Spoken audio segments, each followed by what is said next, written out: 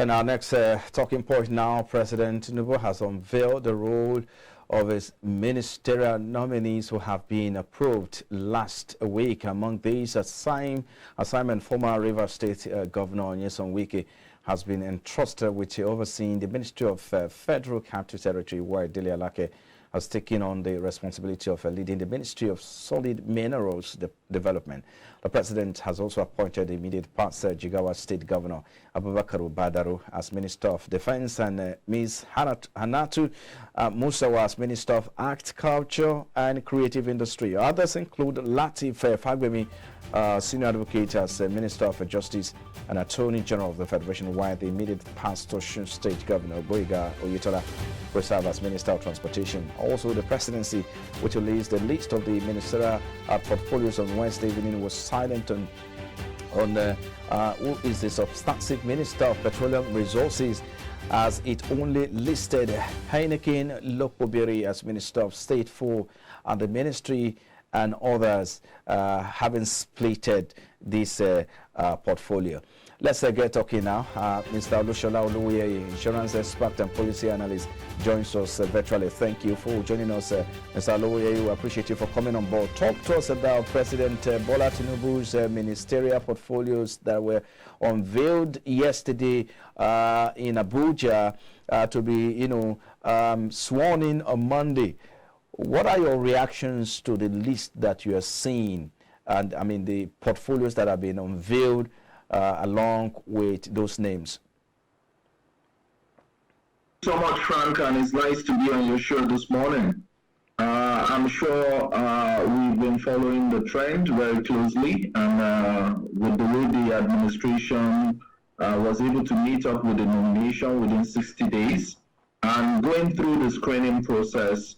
And here we have about 45 ministers already being pronounced with designation. And with the designation coming out late yesterday evening, some of our outlook, some of it match, most especially from the finance ministry. We were able to see Wale Edun being a coordinating minister for finance and coordinating the economy. And I'm sure Ali Pati also aligning from the health and social welfare. Some of those are not really a big shock, something different from what we were expecting. But seeing the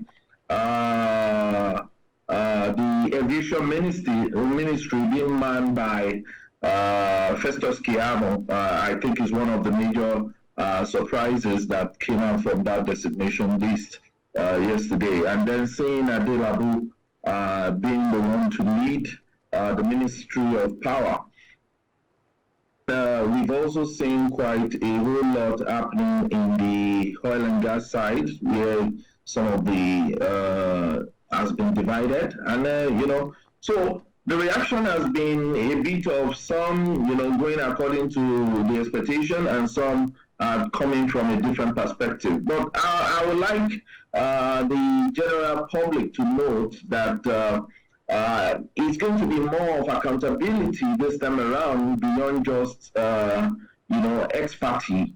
But I want to believe that with Mr. President's blueprint for an agenda and a plan, he needs more people who can be held accountable, who will be able to give account for most of the things that have been designed. So it doesn't necessarily mean that because the former deputy governor is a finance person means that it needs to be in finance to be able to resolve some of the issues. Rather, he can be held accountable to be able to manage the Ministry of Power and be able to coordinate things better. So I think it's a mix of so many, and I want to believe that we should remain optimistic that they will be able to deliver on whatever the task they've been given. Given the huge task ahead of President Tinubu to address the consequences of some of his recent policies, the concern here now is that if you don't get the right people in the right places, there might be a problem. Yeah, why the president, has been applauded for getting it right in some places. For instance, Wale, some people have applauded him that he got it right as the Minister of Finance, and called it Minister of Economy. But for instance, the concern is that, for instance, the former Rivers State Governor, Nyesom Wike, to be entrusted with the, overseeing the Ministry of Federal Capital Territory. So people are saying, what exactly is he bringing on board? And of course, you talked about earlier about Festus Keyamo being the Minister of, of Aviation. And so people are worried really that perhaps it's coming like a surprise and a mismatch, and what they have to bring on board, considering the huge task ahead. What's your opinion?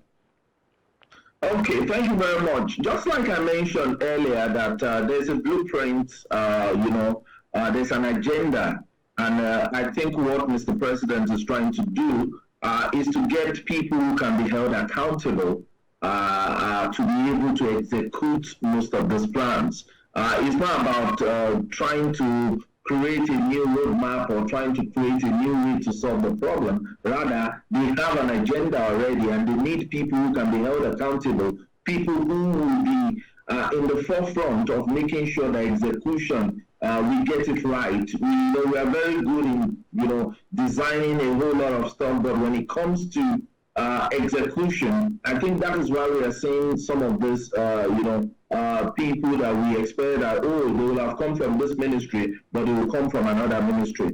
As at the time Governor El-Rufai was leading FCT, I'm sure you saw quite a lot of remarkable achievement that he was able to achieve as FCT minister then.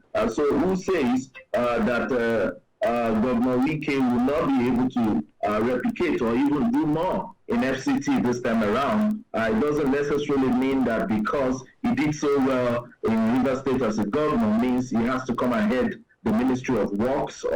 So it's about the capability to be able to deliver on the agenda, on the blueprint, on the roadmap that is being given to each one of them at the ministry. So I want to believe that if these people have been, known for credibility, even though they are put either in power or they are put in aviation, they will be able to deliver on the task Mr. President is giving to them. Okay.